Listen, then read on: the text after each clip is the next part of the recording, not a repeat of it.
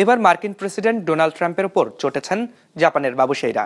ট্রাম্পের নীতিমালাগুলো ব্যবসার পরিবেশের জন্য হুমকি বলে মনে করেন দেশটির প্রায় 90% ব্যবসায়ী।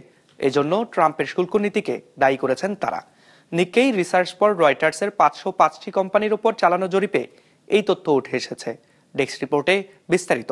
250-টিরও বেশি ডিজাইন অপশন নিয়ে ওয়ালটন স্মার্ট ফ্রিজ, বোঝে আপনার প্রয়োজন। যুক্তরাষ্ট্র জাপানের অর্থনৈতিক সম্পর্ক 7 দশকের। যুক্তরাষ্ট্রের সবচেয়ে বেশি সরাসরি বিনিয়োগকারী দেশও জাপান।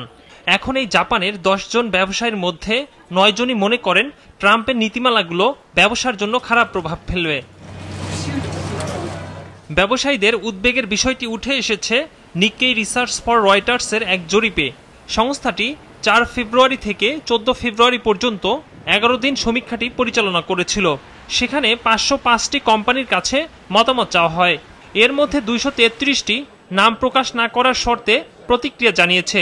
বৃহস্পতিবার প্রকাশিত জরিপের ফলাফলে দেখা যায় 86% জাপানি ব্যবসায়ী ট্রাম্পের নীতিমালা নিয়ে উদ্বিগ্ন, আর মাত্র 14% ব্যবসায়ী নীতিমালাগুলোকে ইতিবাচক বা কিছুটা ইতিবাচক বলে মনে করেন। জাপান মার্কিন মিত্র হলেও ব্যবসার জন্য চীনের উপর অনেকাংশেই নির্ভরশীল, কারণ চীন দেশটির শিল্প যন্ত্রাংশ আমদানি রপ্তানির জন্য বড় বাজার।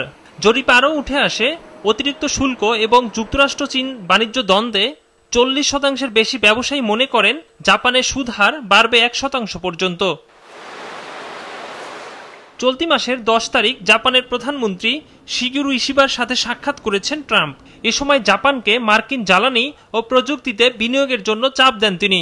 এর সাথে নিপ্পন স্টিল নিয়ে বিরোধ থেকে বেরিয়ে আসার পথ খোঁজেন। ট্রাম্প ইতিমধ্যে ইস্পাত ও অ্যালুমিনিয়াম আমদানিতে 25% শুল্ক ঘোষণা করেছেন, আর চীনা পণ্যের উপর আরও 10% শুল্ক আরোপ করেছেন। সাথে কানাডা ও মেক্সিকোকে বড় শুল্কের হুমকি দিয়েছেন, যা 1 মাসের জন্য স্থগিত রয়েছে। এদিকে গত বুধবার মায়ামিতে এক সংবাদ সম্মেলনে প্রেসিডেন্ট ট্রাম্প বলেন, আগামী মার্চে গাড়ি, সেমিকন্ডাক্টর, চিপ, ফার্মাসিউটিক্যালস পণ্য, ওষুধ, কাঠের তক্তা জাতীয় পণ্যে শুল্ক আরোপ করা হবে।